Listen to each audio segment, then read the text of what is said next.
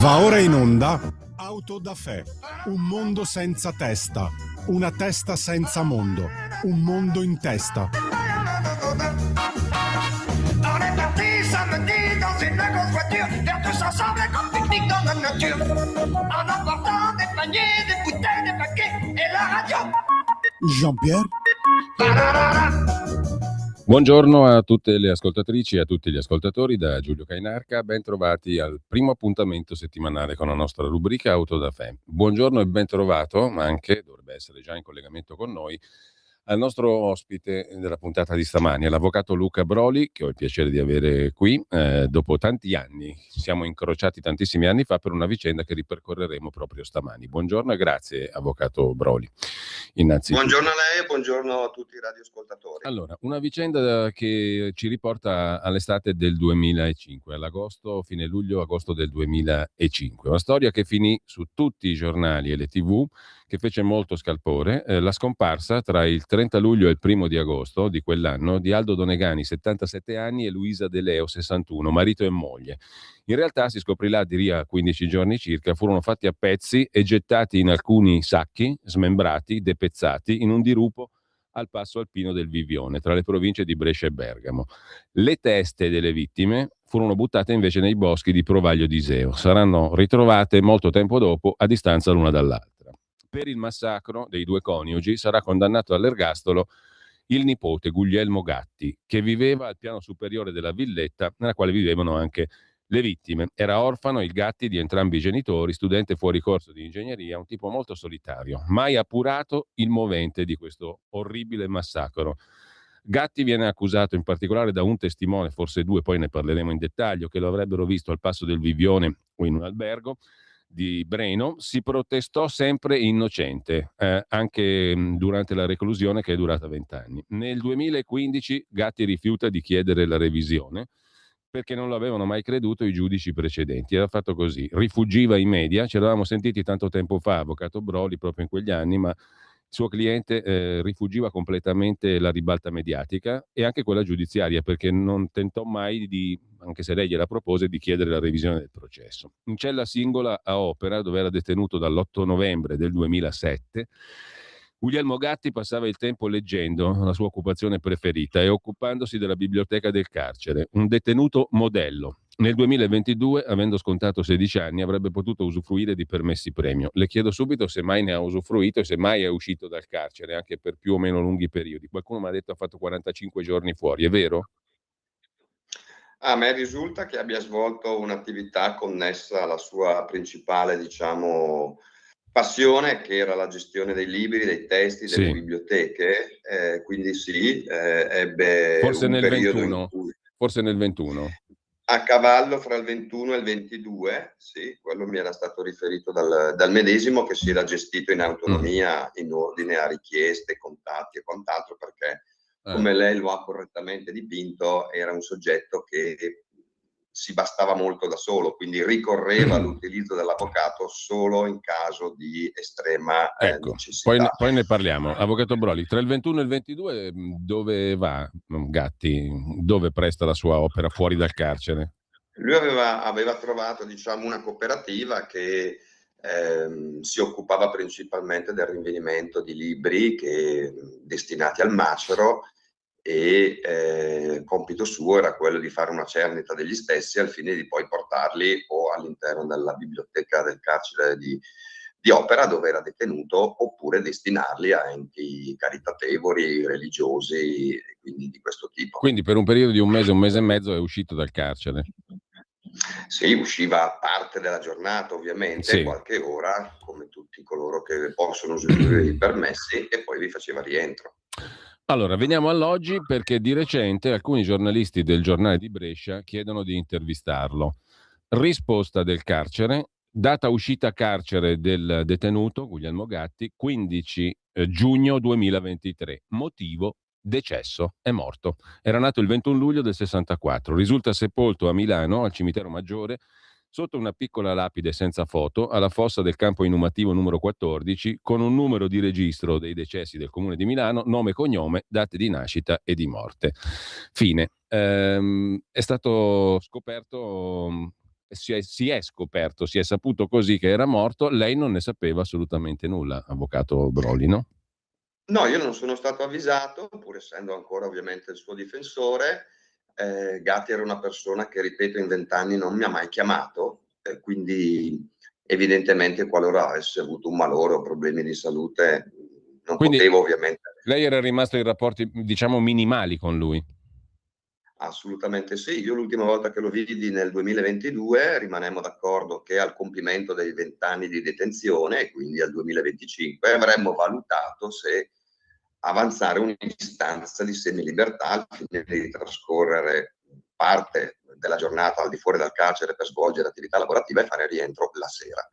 Ovviamente, conoscendo il soggetto, lui agosto 25 non mi ha chiamato, e dopodiché Lei non lo ha contattato?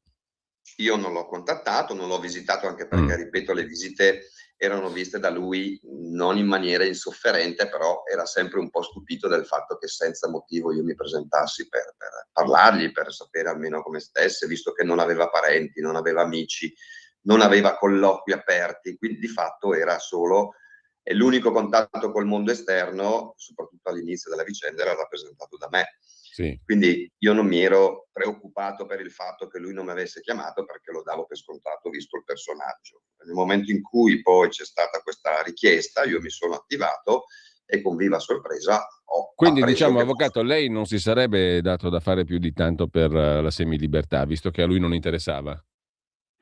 Beh, era un tema che avremmo dovuto valutare. Certo è che nel momento in cui un detenuto silente non mi incalza, come tanti altri detenuti fanno anche quotidianamente, al fine di mettere un po', diciamo, il becco fuori dal carcere, è ovvio che non sia tra le mie priorità. Se mi avesse chiamato, probabilmente mi sarei mosso post agosto 25, ma purtroppo sappiamo che agosto 25 era già deceduto. Sta di fatto che erano 2 anni e qualcosa, 2 anni e 2 mesi all'agosto 25 che lui era già morto, Sì. e non lo sapeva Sì. nessuno. Le cause della morte rimangono per ora ignote, così come non si sa neanche dove, il luogo esatto dove Gatti è morto.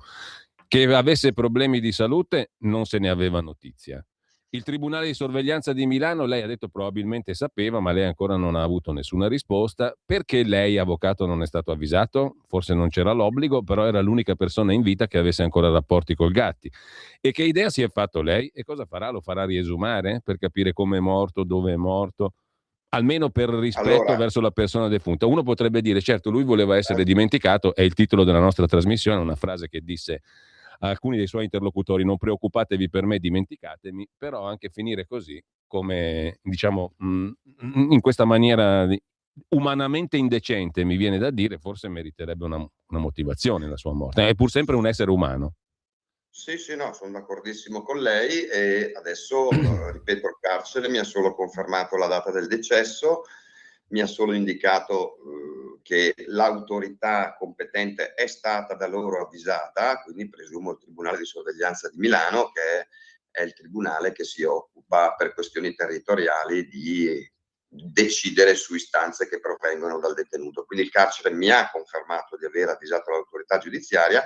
Non è il carcere per legge tenuto ad avvisare il legale, anche se ovviamente, posto che lui non aveva contatti di alcun genere, mi sarei aspettato almeno un'email, almeno una telefonata, anche perché io ad oggi non conosco il motivo del decesso. E neanche il dove. E neanche il dove.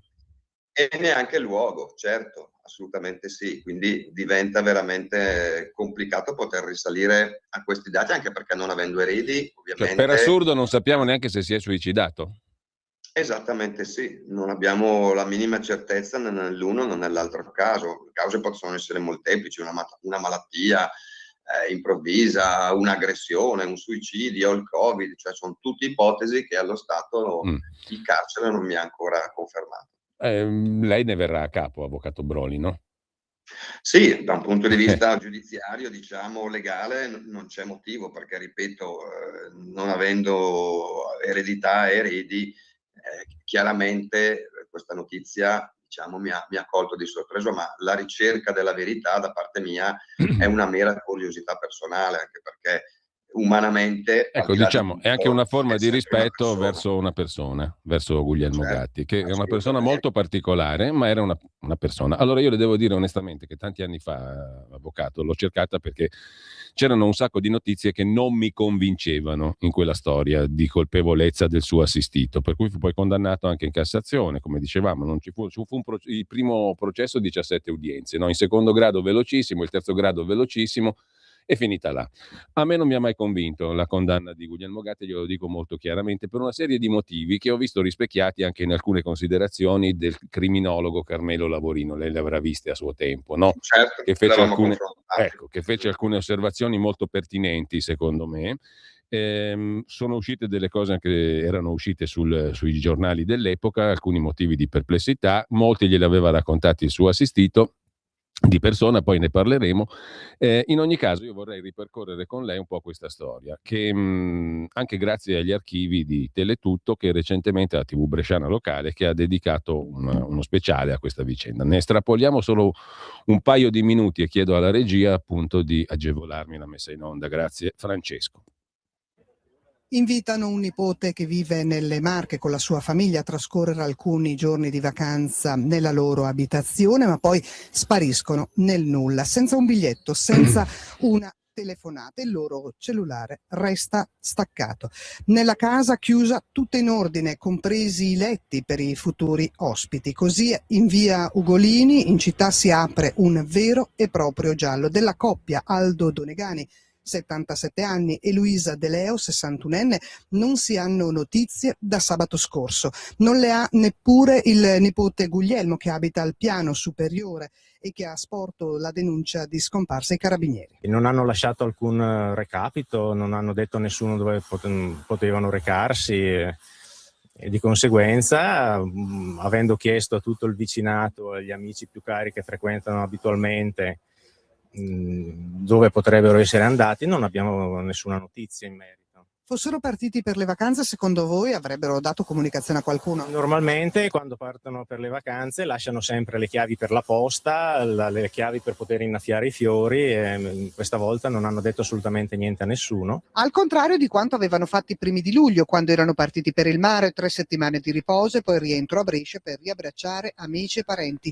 Una coppia dinamica, quella di Aldo e Luisa, senza figli ma tantissimi interessi. Il ballo, la parrocchia. È strano infatti anche che la signora Luisa abbia disertato senza avvertire l'impegno settimanale nella gestione come volontaria del bar parrocchiale, in angoscia con i parenti, anche tanti vicini e vicine di casa. Perché non sono persone che vanno e non dicono niente. Lei poi, la signora espansiva, allegra, no. Non si sa, guardi, anche noi siamo qui esterrefatti. Non sappiamo cosa pensare, cosa dire. Voi parenti, carabinieri, con l'ausilio dei vigili del fuoco siete riusciti a entrare in casa?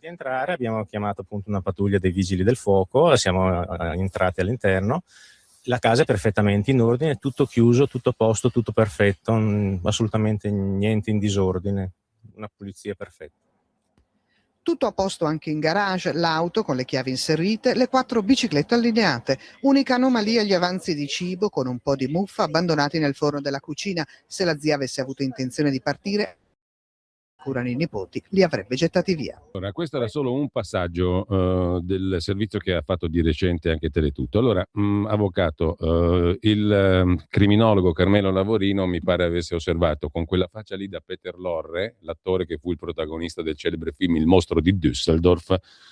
Era quasi chiaro che si andasse a sospettare di lui, però devo dirle anche la verità, che questa intervista che abbiamo visto dove Guglielmo Gatti parla, e ce ne sono tante altre in quei 15 giorni in cui il focus mediatico fu massimo su questa vicenda, dimostrano che lei, avvocato, aveva tra le mani uno dei più grandi attori della storia del cinema, perché quest'uomo mostra una scioltezza, una semplicità nel parlare, una tranquillità nella preoccupazione, perché in quel momento noi abbiamo sentito adesso delle sue dichiarazioni quando gli zii sono scomparsi e nessuno sapeva dove fossero finiti.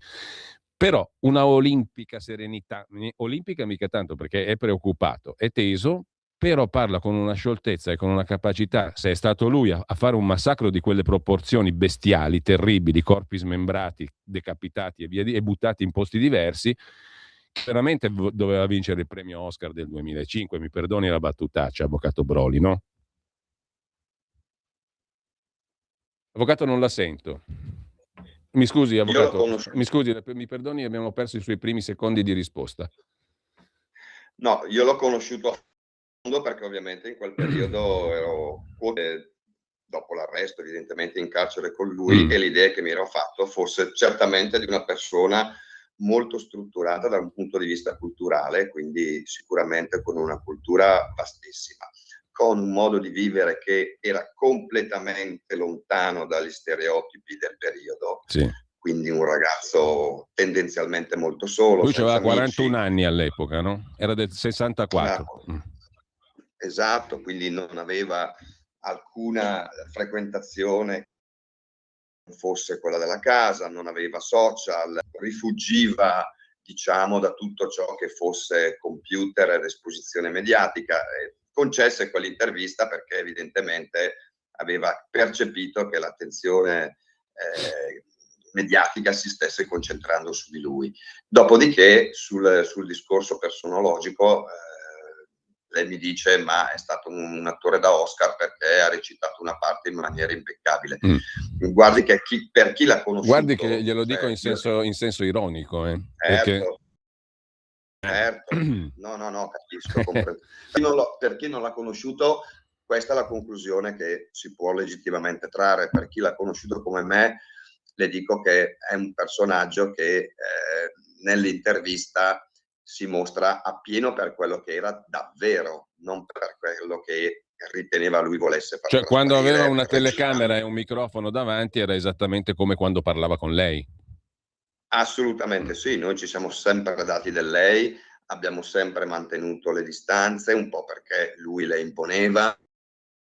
Abbiamo sempre avuto un rapporto mai personale, lui mai una volta mi ha chiesto ma lei è sposato, ha figli, cosa, cioè, quindi si concentrava esclusivamente sul discorso professionale e lui da quel punto di vista, essendo una persona dotata di un'intelligenza certamente superiore alla media, non faceva fatica ad apprendere i giuramenti giuridici che in quelle fasi dovevamo assumere, perché evidentemente pur non essendo laureato in giurisprudenza gli bastava poco per capire quali che fossero le strade, la procedura e tutto l'insieme. Quindi c'è stata una collaborazione molto fitta, quotidiana, con lui sulle scelte processuali, anche sulle scelte extraprocessuali, e mi riferisco al bombardamento mediatico che evidentemente per ovvie ragioni lui aveva, tra virgolette, subito e che dire tanto quanto essere sotto processo con questa accusa infamante. Scusi, però lui va a denunciare insieme al nipote degli scomparsi, che fa il carabiniere, che arriva dalle Marche, come abbiamo sentito nel servizio, perché Luciano De Leo il 1° agosto, carabiniere nipote dei coniugi Donegani De Leo, arriva dalle Marche per passare alcuni giorni con gli zii, che non trova la casa in ordine, tutto quello che abbiamo sentito. Gatti stesso denuncia la scomparsa, no? Guglielmo Gatti va a denunciare insieme al nipote. Certo. Non le pare già un po' strano per uno che ha fatto un massacro di quel genere? Così, superficialmente parlando. Ci sono elementi anomali, ecco, tenga conto che la denuncia in realtà è stata fatta e firmata esclusivamente da Guglielmo Gatti, cioè il nipote lo accompagna e basta. Fa la denuncia. Esatto, non è con lui. Il nipote si stava affaccendando a ricercare, a fare quelle indagini di vicinato delle quali parlava anche Gatti per capire dove fossero finiti gli zii, ma è stata una decisione autonoma di Gatti quella di andare a sporgere denuncia e a far deflagrare, tra virgolette, il caso, anche perché in quel periodo, ad agosto, la politica era ferma, il calcio non c'era, quindi diciamo che si era creata una situazione tale per cui la scomparsa di questi coniugi a livello nazionale. 2005, 2006, 2007 sono 3 anni dove i casi mediatici esplodono. Caso di Erba, caso Garlasco, per dire gli altri 2, in serie negli anni successivi. E diventa tutto, ormai diventa un teatrino il processo mediatico come lo abbiamo conosciuto, poi è stato definito così. Però non voglio parlare di questo, avvocato, voglio parlare di questa singola storia perché ne mette in controluce tante altre questioni di interesse pubblico e collettivo. Per questo ne parliamo. Per ricordare certamente una persona che se n'è andata così, ma per ricordare anche una vicenda giudiziaria e investigativa, chiarci qualcosa, io credo, come credevo all'epoca quando ci contattammo tanto tempo fa, ma il suo assistito, niente, diede il niet assoluto alla comunicazione mediatica, mi sembra, no? Perché in effetti da quando entrò in carcere poi non parlò più con nessuno. Allora, Gatti denuncia la scomparsa. E già a me questo mi sembra un comportamento strano per uno che ha fatto un orribile massacro. I Donegani avevano chiesto a un amico, mi sembra un lettino in prestito per il bimbo del nipote carabiniere, poi non vanno a ritirarlo, si comincia dunque a temere il peggio. Mettono sotto controllo il cellulare di Guglielmo Gatti, no? Se non sbaglio, avvocato. Lui lo usa poco e niente. Lo usa poco e niente, ma cosa trovano a livello indiziario o di elemento di prova sul cellulare di Gatti? No, non trovano assolutamente nulla per far delineare il tipo di personaggio. Io ricordo che nell'anno precedente all'arresto lui effettuò 3 chiamate dal cellulare destinate alle pompe funebri. In un anno? Che erano state, in un anno, che erano stati contattati per organizzare i funerali dei genitori. Quindi stiamo parlando di un soggetto che sì, aveva un cellulare per le emergenze, ma non era assolutamente dipendente né tantomeno attratto. Quindi da un punto di vista investigativo sul telefono non trovano assolutamente nulla, anzi si sorprendono e sospettano di conseguenza che un soggetto con un cellulare potesse utilizzarlo solo per fare 3 chiamate, quindi sospettavano che ne avesse un altro, che ci fossero altri apparecchi di questo tipo, senza ovviamente mai rinvenirne alcuno. E quindi non viene fuori niente da quel cellulare. Dopo circa 2 settimane dalla denuncia di scomparsa, presentata e firmata dallo stesso Guglielmo Gatti, come lei ci ha ricordato, in un dirupo nei pressi del Passo del Vivione, un valico alpino che mette in comunicazione la provincia di Brescia con quella di Bergamo, vengono trovati, mi corregga lei quando sono impreciso, avvocato, vengono trovati i resti dei coniugi scomparsi dentro una decina di sacchi neri. Sono stati spogliati, fatti a pezzi. Probabilmente, secondo quello che ricostruirà poi l'accusa, se non vado errato, vengono prima narcotizzati o tramortiti e poi sezionati in quel modo macabro incredibile. Mancano le teste. Ci sono delle cesoie verde e blu, se non ricordo male, confezioni di sedano con etichetta, peso, prezzo, data del confezionamento all'Esselunga. Una domanda si impone: ma perché sezionare i corpi? Perché separare le teste? Perché quella ferocia micidiale? E poi tecnicamente con un paio di cesoie si riesce a fare quel lavoro? Poi qui entriamo nelle considerazioni che fa anche il dottor Lavorino, ma le facciamo dopo. Però insomma fa impressione questa cosa. 2 posti diversi. Va bene che Provaglio di Iseo è sulla strada da Brescia per andare verso Breno, no? Però sono 2 posti differenti, ci vuole del tempo. Lei come si è spiegato tutta questa atroce mattanza col dissezionamento dei cadaveri, ritrovati pezzi a pezzi, cioè una cosa abnorme, atroce? Che significato ha secondo lei? Non me la spiego, anche perché l'utilizzo delle cesoie è stato poi confutato nel corso del dibattimento, non avrebbero potuto lasciare determinati segni sui corpi che, questo è certo, analizzando i resti dell'uomo e della donna si notava palesemente un tipo di lavorazione, tra virgolette, si passi il termine, molto diverso. Aspetti, avvocato, perché abbiamo perso il collegamento. Il corpo della donna. Mi scusi, avvocato, abbiamo perso un attimo il collegamento per colpa della linea. Può ripetere? Sì, dicevo, la cosa anomala era che da un punto di vista medico-legale era emerso come il lavoro, tra virgolette, fatto sul corpo della donna fosse molto diverso dal lavoro fatto sull'uomo, e cioè vale a dire, mentre sul corpo dell'uomo erano stati attuati dei pezzamenti molto tecnici seguendo un determinato rituale e schema, sul corpo della donna era stata utilizzata una tecnica molto più rude, più spartana, e questo era emerso nel corso del dibattimento, considerando anche che l'utilizzo delle cesoie era ritenuto incompatibile, non compatibile con, diciamo, i resti rinvenuti sui corpi, e cioè vale a dire è stato utilizzato palesemente un altro strumento, cioè le cesoie si possono usare per raffinare il lavoro, non certo per iniziarlo, con quei tagli e con quei segni che erano stati rinvenuti sui cadaveri. In sentenza cosa si dice? Nelle sentenze cosa si dice? Circa l'arma del delitto o le armi del delitto? Le cesoie? Sì, certo, viene solo ed esclusivamente menzionata la cesoia come arma del delitto. E allora abbiamo una sentenza che traballa su questo punto di vista.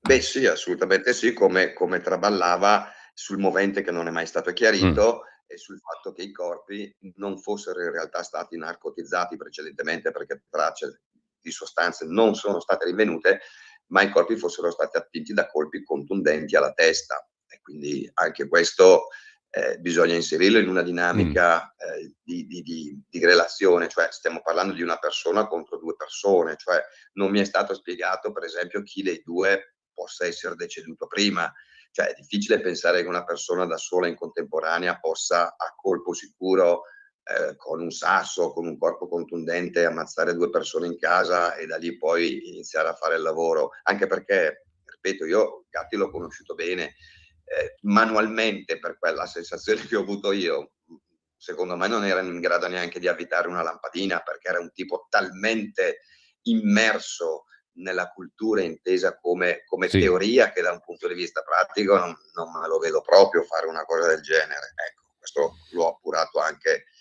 così visivamente, parlando con lui e facendomi un'idea della persona.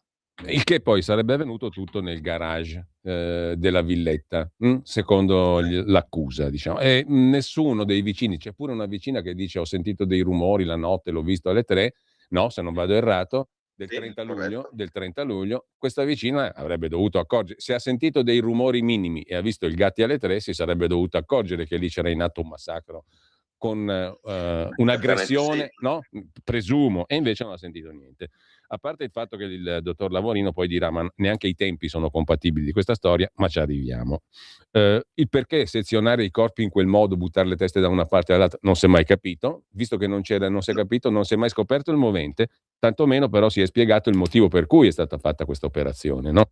Perché se uno Sì, ammazza due assolutamente persone e le sì. deve buttare via, non sta a sezionarle. Presumo, Ma no, ma presumo. assolutamente. Ma lei pensi al rischio che una persona può incorrere nel momento in cui si carica in auto due cadaveri e se li porta bellamente per ore in In tutta la 10-12 provincia di Brescia? sacchi, in 10-12, Appunto. 13 sacchi. Mm. Certo, Mm. questa è una cosa che non ci ha mai convinto e non convinceva né me né tantomeno lui, quindi da questo punto di vista anche la dinamica in sé dello smaltimento dei resti appariva veramente una sfida contro ogni logica. Allora, avvocato, Allora, il tempo corre, noi abbiamo una piccolissima pausa, poi ci ritroviamo sì, qua tra 1 minuto e mezzo. d'accordo, grazie. Stai ascoltando Radio Libertà. la tua voce libera, senza filtri né censura. La tua radio. Lo amiamo perché ci offre sempre le cose più buone e naturali. Linea Alberto Acerbis. Anche tu hai difficoltà a digerire, soprattutto nei cambi di stagione, bruciore di stomaco, mal di stomaco, gonfiore dopo i pasti, alitosi, potrebbero essere tutti problemi digestivi.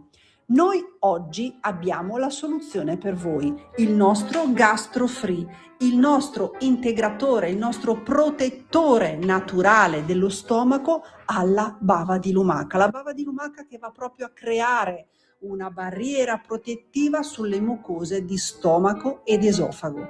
Volete provarlo? Un flacone 24 euro, ma stamattina chiamandolo 030 68 40 408 un'offerta speciale straordinaria.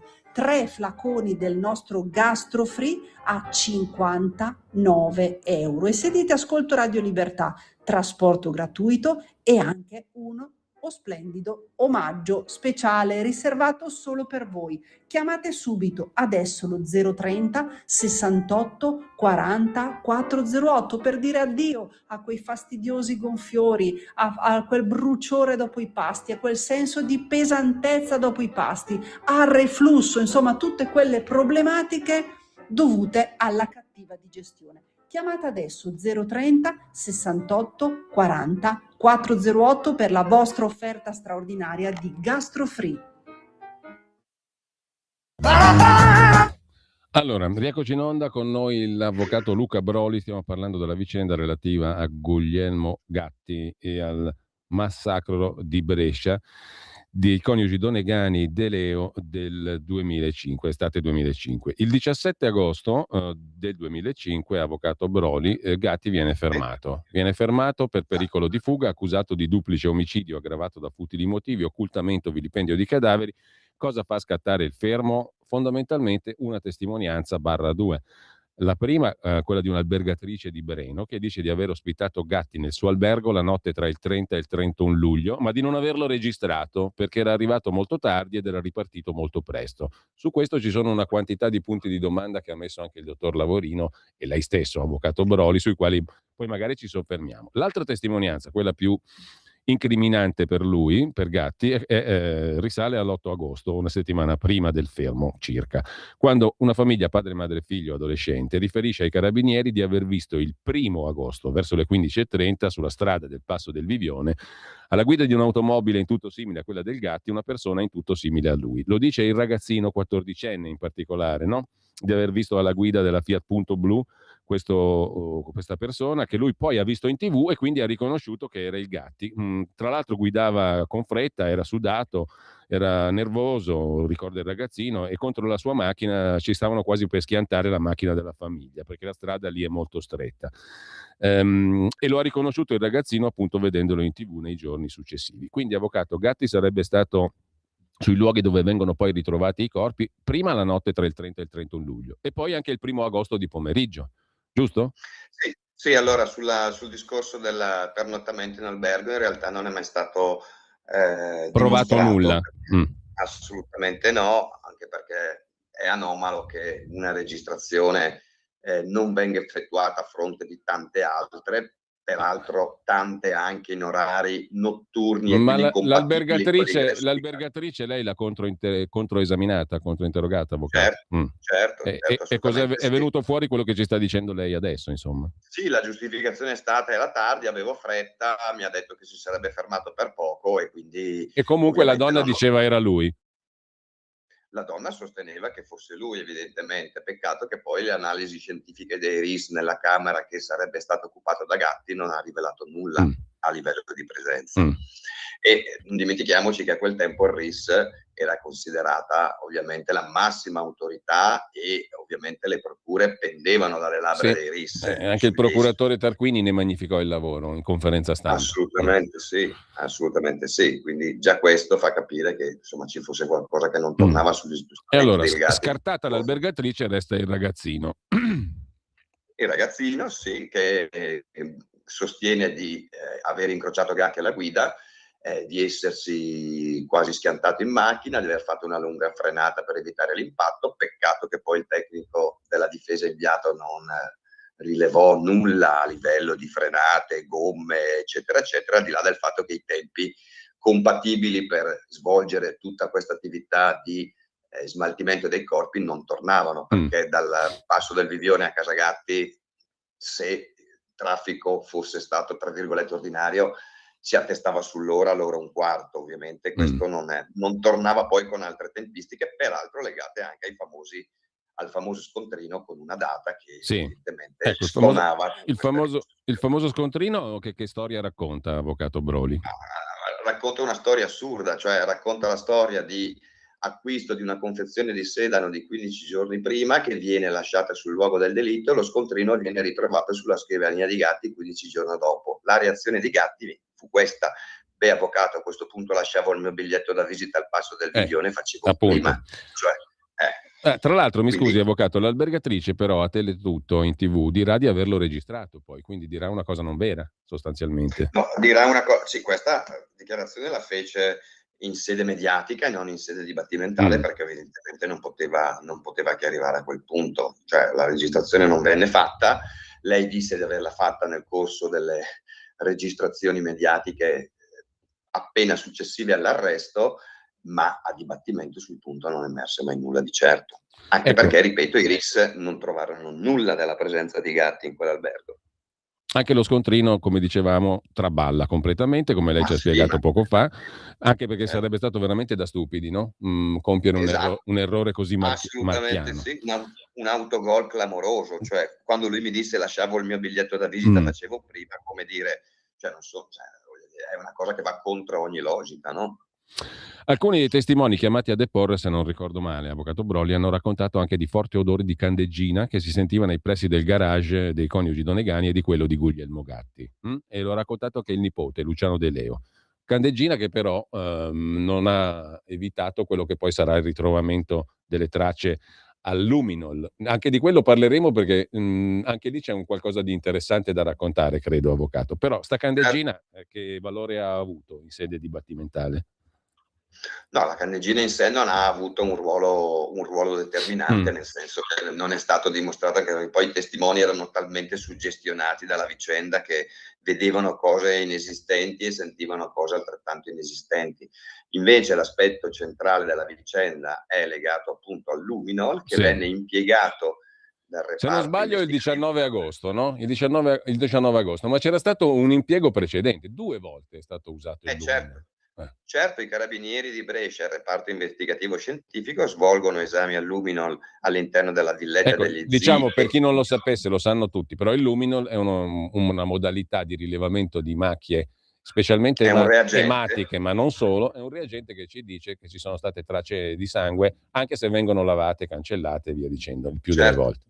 E quindi serve per trovare in maniera abbastanza precisa quelle che poi saranno macchie di sangue, però per essere macchie di sangue ci vuole un ulteriore passaggio, perché può essere anche materiale biologico di altro tipo.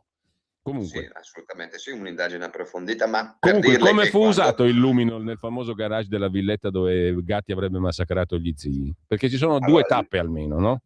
Dicevamo. Certo, sì, c'è il reparto investigativo scientifico dei carabinieri di Brescia che interviene prima dell'arresto di Guglielmo Gatti, Il svolge 4, esami il 4 agosto mi pare forse. subito, sì, nell'imminenza della denuncia, ma non rilevano nulla, cioè il luminol non reagisce, come dire che nel garage non ci fossero tracce di sangue come nell'appartamento. L'esame viene ripetuto sempre dai RIS, cioè dal reparto investigativo scientifico dei carabinieri di Brescia. L'esito è quello, peccato che dopo l'arresto l'esame venga ripetuto dai RIS di Parma e magicamente affiorino tracce di sangue ovunque. Mi scusi avvocato, però io qui faccio un salto sulla sedia di 1,5 metri, perché se non lo dica a me. No, se il luminol il 4 di agosto non mi dà niente, non mi può dare qualcosa il 19? È quello che ci siamo sempre chiesti, anche perché la tecnica impiegata dai reparti scientifici era sostanzialmente la medesima, cioè non è che il RIS di Parma ha utilizzato strumenti o tecniche diverse da quelli usati dal reparto scientifico RIS dei di carabinieri Parma di che Brescia. interviene dopo quelli di Brescia e all'epoca era comandato il RIS di Parma dal generale Garofano, che tutti conoscono per via della TV, detto per inciso. Assolutamente sì, tant'è che era lui che presenziava dopo l'arresto di Gatti alle operazioni svolte nel corso del mese di agosto. Ma se non sbaglio, avvocato, in questa seconda occasione, sotto la direzione di Garofano, si temette addirittura un falso positivo per l'enormità della luminescenza, tant'è vero che qualcuno parlò di alberi di Natale. Quel garage si illuminò come un albero di Natale, pur essendo stato completamente privo di qualsiasi traccia 15 giorni prima.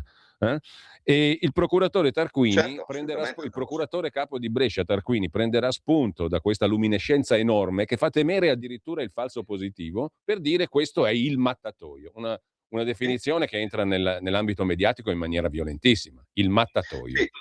Sì, peraltro con una conferenza stampa indetta dalla procura a livello nazionale che di fatto anticipò il processo. Ecco, mi faccia dire qualcosa su questo, avvocato, perché questo ha un rilievo mediatico anche enorme, mi interessa anche a me come giornalista. Il 20 agosto del 2005 il procuratore capo di Brescia Tarquini convoca una conferenza stampa. Dice questa qui non sarà una requisitoria. In realtà diciamo sarà molto peggio che una requisitoria. Sarà molto di più. Sarà molto di più. Assolutamente sì. Perché Tarquini elenca le prove, le cesoie trovate nel burrone, elogia in un sacco di passaggi della sua conferenza stampa la maestria dei RIS, insuperabili nel trovare le tracce di sangue. Quelle erano le cesoie che segarono le vittime. Lei ci ha detto prima che non è proprio così. Tracce di sangue nella villetta di via Ugolini e la maestria del RIS che individua le tracce di sangue delle vittime nel garage. E poi dice il procuratore Tarquini, esprimo una profonda tristezza per il disprezzo della vita, la freddezza, la crudeltà, l'efferatezza di Gatti che uccide il proprio sangue. Seziona gli zii, li impacchetta, li porta laddove, se non ci fosse stata un'intuizione investigativa, mai più sarebbero stati trovati perché la strada sarebbe stata chiusa e gli animali avrebbero mangiato i corpi. Ecco qua la premeditazione. Crudeltà mentale, intelligenza, capacità di precostituirsi, elementi a favore. Più che una conferenza stampa, questa è una condanna anticipata rispetto a tutto il processo, no? Assolutamente sì. Lei fa una controconferenza stampa, avvocato Broli. Sì, beh, a quel punto ovviamente d'accordo con Gatti, capisce bene che avevamo noi di fronte un esercito mediatico e tecnico e ovviamente ci si sentiva in una posizione di profonda minoranza, capendo che ovviamente il processo mediatico avrebbe sicuramente influenzato poi l'esito del processo, chiamiamolo tecnico, in aula giudiziaria. Qui non è la difesa che anticipa la procura convocando i giornalisti, cioè la difesa è, tra virgolette, costretta a replicare in sede mediatica perché la conferenza di Tarquini fu una vera e propria requisitoria che anticipò di fatto tutti i temi del processo con un'elencazione delle prove in barba al divieto al segreto istruttorio, perché a quel tempo ovviamente le indagini erano appena iniziate, non erano concluse, e bellamente io mi sono trovato gli elementi di prova non grazie tramite gli atti ufficiali, ma grazie alla conferenza stampa. Ecco, tra l'altro lei appunto in quel momento gli elementi di natura tecnico-scientifica non li aveva ancora mai visti. No, perché erano accertamenti svolti con la formula del 360, quindi irripetibili, ma l'esito degli stessi a me, difensore, non erano stati ancora comunicati, quindi io li ho appresi dai giornali, cioè dalla conferenza stampa, come spesso succede in questo paese in cui il segreto istruttorio viene ritenuto sacro e inviolabile quando si vuole, in altri casi ci sono delle deroghe. Ecco, avvocato Broli, Giovanni Gatti, il cugino di Guglielmo, con il giornale il 6 settembre del 2005, prima del processo, dice: l'avvocato, cioè lei, Broli, dice che ogni volta che vengono presentate delle accuse a mio cugino, a Guglielmo, Guglielmo fornisce elementi importanti che lo scagionano. Quali elementi, avvocato? Beh, innanzitutto il fatto che non si fosse mosso da casa per andare al Passo del Vivione a Provaglio d'Iseo, ma dando un'alternativa che evidentemente non è mai stata verificata dalla pubblica accusa, che avrebbe anche l'obbligo di reperire e ricercare elementi a favore dell'indagato. Così è scritto nella Costituzione e nel Codice di procedura penale. Quindi diciamo che tutta l'ipotesi investigativa alternativa fornita da Guglielmo Gatti è stato onere della difesa dimostrarlo. Il problema è stato che in molte parti, in molti luoghi, le telecamere evidentemente che potevano fruire e dimostrare il percorso di Gatti non vennero utilizzate, perché ovunque io andassi per chiedere ovviamente accertamenti tecnici di quel tipo, tutti mi hanno chiuso la porta in faccia con scuse del tipo: ma guardi che viene troppo tardi, ormai le immagini sono cancellate. E in ogni caso, anche se lei avesse un tecnico di riferimento in grado di estrapolarle, noi finché non ci dà un ordine l'autorità giudiziaria non facciamo nulla. Quindi avevo incontrato difficoltà anche di questo tipo, figlie della conferenza stampa, che aveva evidentemente, non dico terrorizzato l'opinione pubblica, ma fortemente influenzato, questo sì. Il 4 settembre, sempre il giornale, fa un articolo che si basa sullo studio del criminologo Carmelo Lavorino che citavo prima, e col quale evidentemente lei si è pure confrontato, no? Ecco, tutti gli elementi che il dottor Lavorino ha messo in fila sono stati poi analizzati, perché questo era uno studio preventivo rispetto anche agli ulteriori andamenti della vicenda processuale, ma con elementi concreti di fatto. Cioè, per esempio, dicono che Gatti alle ore 3 del 31 luglio era nell'hotel Il Giardino di Breno dopo aver buttato i sacchi nel burrone di Passo del Vivione. È stato dimostrato in che modo il suo computer è stato analizzato, il consumo di energia elettrica, TV, radio, computer, internet, quello dell'acqua, i loro flussi incrociati, l'agenda, gli appunti, i testi che dice di aver digitato sul computer, i suoi collegamenti internet, le navigazioni, gli scontrini dei suoi acquisti, dei suoi passaggi col telepass, dei suoi prelievi col banco, ma delle immagini riprese da qualche telecamera, lei ce l'ha appena detto. Qualcuno lo ha visto nei momenti topici e in quelle fasce orarie ben 2 volte, la notte e poi il pomeriggio del 1 di agosto, nel quale gli inquirenti sostengono che fosse sul Vivione. Sulla questione dell'albergo lei è stato già molto chiaro. Su tutte queste altre approfondimenti sono stati fatti? No, assolutamente no, perché la procura si basava sul fatto del riconoscimento del minore, e per la procura era sufficiente avere in mano una testimonianza di un minore che collocava Gatti in un determinato posto, là rinvengono i resti, quindi in automatico avevano ritenuto che fosse lui l'autore dell'omicidio. Quindi tutti questi accertamenti, diciamo, a corollario. Però mi pare che i genitori del 14enne non sono altrettanto certi di aver visto Gatti.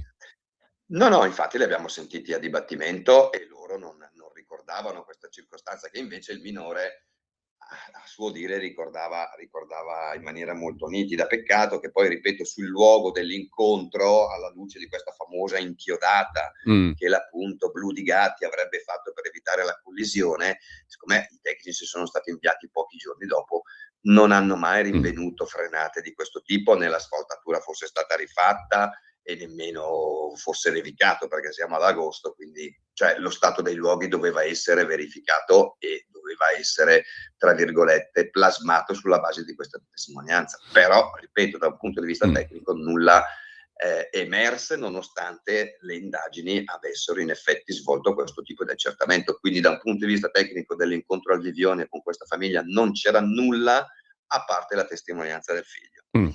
A Gatti, argomenta ancora il dottor Lavorino, viene attribuita poi un'altra caratteristica, quella dell'ubiquità da parte degli inquirenti, cioè di essere presente contemporaneamente in due posti distanti fra di loro un centinaio di chilometri. Perché? Perché lo si fa presente verso le ore 2:30 della notte, fra il 30 e il 31 luglio, in località Vivione e Breno a buttare i sacchi e poi alle 3 a recarsi a dormire al famoso albergo. Alle ore 3 però della stessa notte era nel suo garage, a casa, in Brescia, in via Ugolini, intento a produrre i rumori sospetti uditi dalla vicina. Come avrebbe fatto Gatti a essere alle ore 3 a Brescia nel garage e a preparare i corpi? E alle 2:30, cioè prima, al Vivione a buttarli? Alle ore 3 a Breno presso l'hotel Il Giardino contemporaneamente fino alla mattina dopo? Impossibile, no? No, beh, direi che qualsiasi persona dotata di sano equilibrio ci arriva da sola, quindi le testimonianze della via che lo collocavano a fare una determinata cosa si scontravano con le testimonianze di chi alla stessa ora o lo stesso giorno lo collocava a 100 km di distanza, quindi era ovvio che ci fosse qualcosa di poco chiaro, quantomeno da far sorgere un legittimo dubbio. E poi la questione in quelle due occasioni, perché lui insomma, secondo l'accusa andrebbe là appunto nella notte fra il 30 e il 31 e poi il 1 agosto. La valutazione di tutti i tempi di percorrenza, le possibilità logistiche, sottolinea ancora il dottor Lavorino, i limiti e i vincoli spaziali e temporali, insomma ci si è potuti rendere conto e approfondire che questi due momenti sono incompatibili tra loro, improbabili e contraddittori. Certo, assolutamente sì. Noi avevamo depositato una consulenza redatta da un ingegnere incaricato sul punto che aveva sostanzialmente stabilito come da un punto di vista spazio-temporale fosse impossibile che lui avesse percorso quel periodo per svolgere quell'attività in quei determinati lassi temporali. Ecco, poi mi perdoni, il 1 agosto è già arrivato il nipote della coppia dei coniugi scomparsi, no? Certo. E quindi certo. lui alle ore 15 di quello stesso giorno viene visto dal 14enne al passo del Vivione. Certo. Quindi deve essere partito almeno alle 13 per arrivare lì e deve essere tornato almeno alle 17. Almeno, certo, almeno, perché ripeto... E però lui alle 15 e alle 17 non era affatto al Vivione. Certo, no, era già rinvenuto a casa, quindi non si capisce. E come fa quello là ad averlo visto se lui era a casa sua? Mi scusi, avvocato. Come fa il 14enne ad averlo visto se era a casa sua? Indubitabilmente a casa sua. Certo, è questo il tema. Poi lì si è giocato sul discorso del giorno, ma forse il 30 luglio, forse il 31, forse l'1, cioè si è utilizzato questa... Sì, ma io coi forse non mi faccio l'ergastolo, avvocato.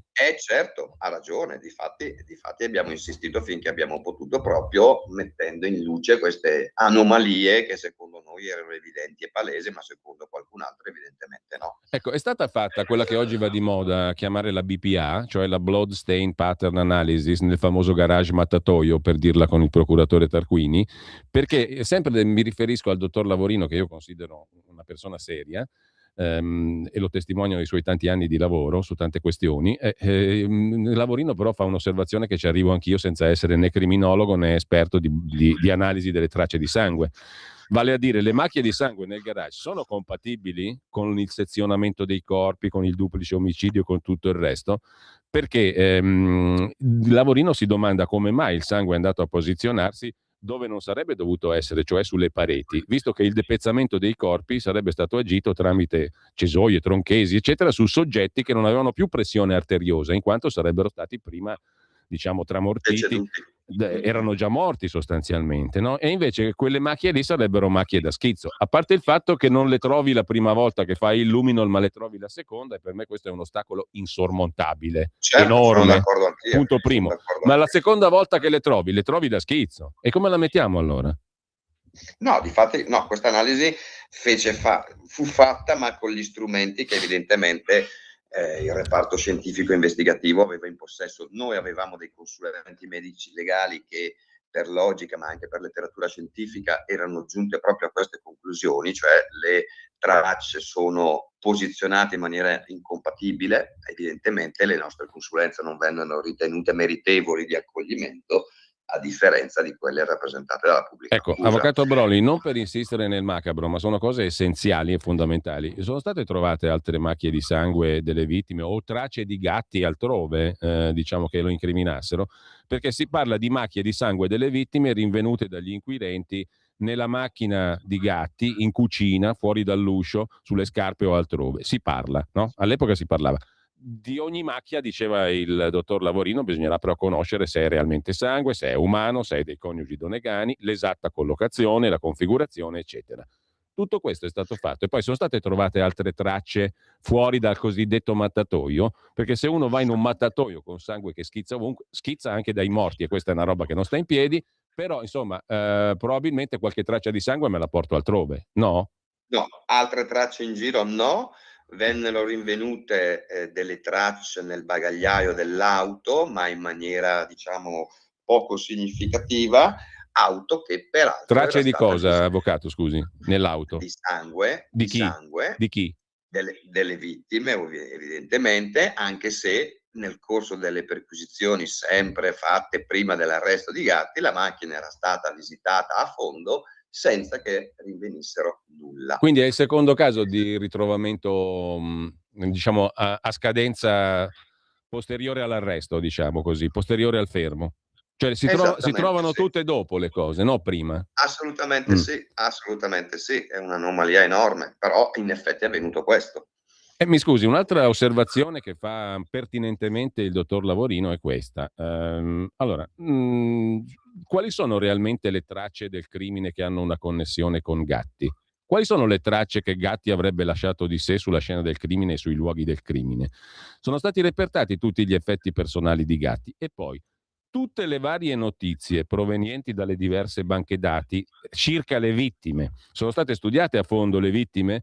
Cioè i recapiti telefonici, l'abitazione, il luogo di lavoro, i cellulari, gli stati patrimoniali, gli amici, i nemici vecchi e nuovi, le notizie familiari, professionali, economiche, i conti correnti, le frequentazioni, le amicizie, i rapporti affettivi e sentimentali, la posta, i messaggi ricevuti, le corrispondenze, le email, personal computer, caselle postali, SMS, traffico telefonico degli ultimi mesi, anche perché pare che ci fossero frequentazioni anche occasionali da parte delle vittime, notizie e opinioni da parte del vicinato, frequentazioni occasionali, aspetti intimi, segreti, gusti, debolezze, paure, angosce, progetti per il futuro, progetti andati a male, attività collaterali lecite ed eventualmente illecite, frequentazioni e eventuali amicizie omosessuali, grado, livello e intensità, attività a triangolo con altre persone, amicizie di vario tipo, episodi di dicerie e gossip. Insomma, è stata scandagliata a fondo che magari qualcun altro ce l'aveva con questi due o no?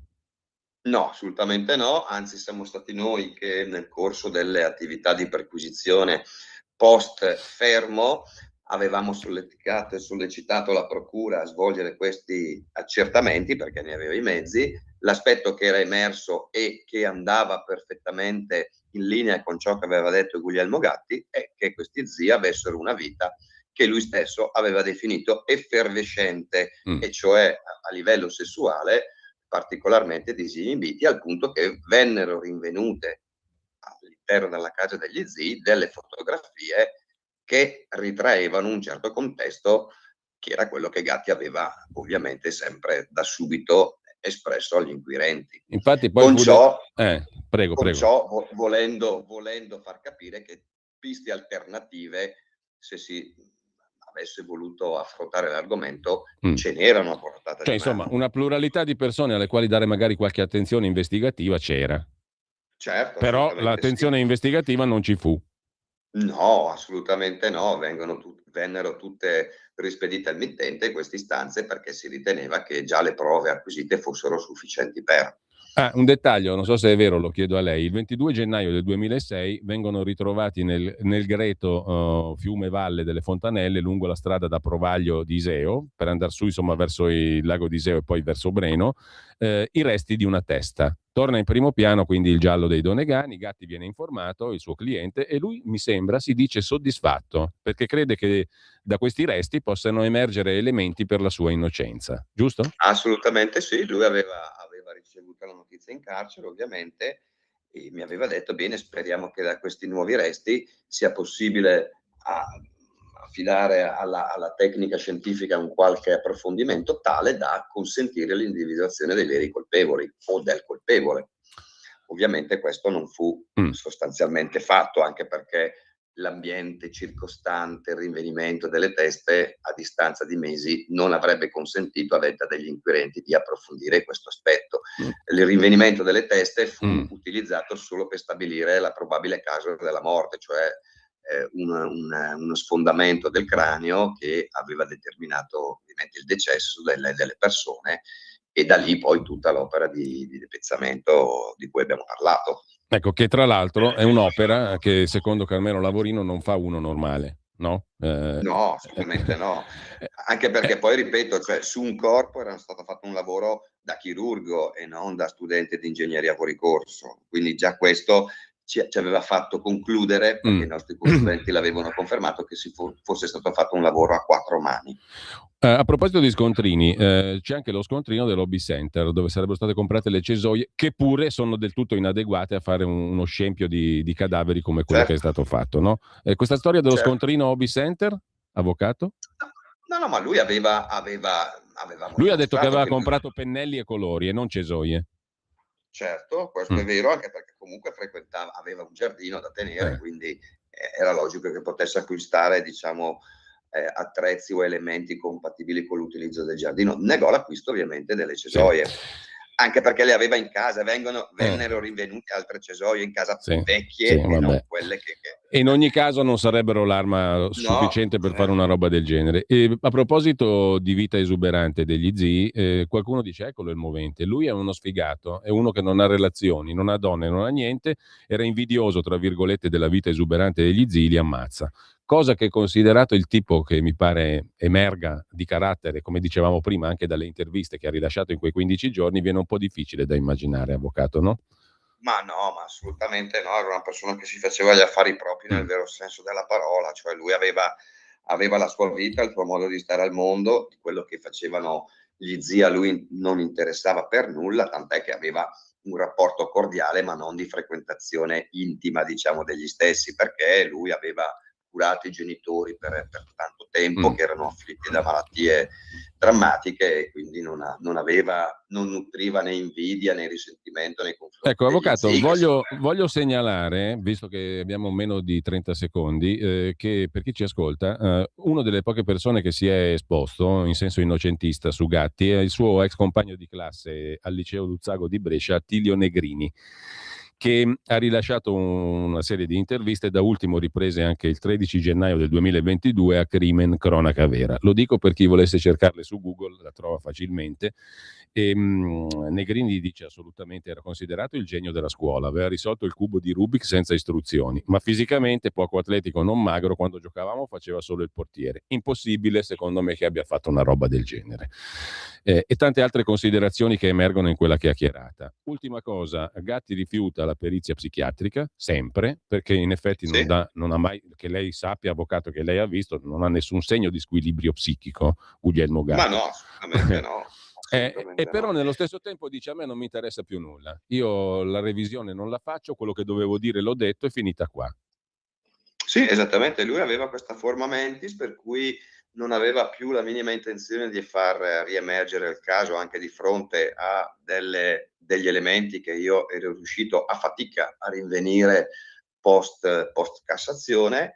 La decisione sua fu quella di apprezzare il mio sforzo e mi disse: avvocato, guardi, io voglio essere dimenticato da lei, da tutti, quello che dovevo dire l'ho detto, non mi credono, è una strada che non voglio percorrere perché le revisioni vanno tutte male. E Avvocato, io dopo perdere. la conversazione con lei, a distanza di tanti anni, l'avrei voluta fare tanti anni fa, rimango comunque di ghiaccio, perché ci sono una pluralità di elementi che non tornano in questa vicenda e non tornano ancora oggi, a 20 anni di distanza dai fatti. Io la ringrazio per la disponibilità. Grazie a voi, grazie a lei. E comunque, come minimo, adesso bisognerà capire come e dove è morto Guglielmo Gatti. Assolutamente sì. Grazie all'avvocato Luca Broli. Buon lavoro, avvocato. Grazie a lei, grazie a tutti. Una buona giornata. Arrivederci. Avete ascoltato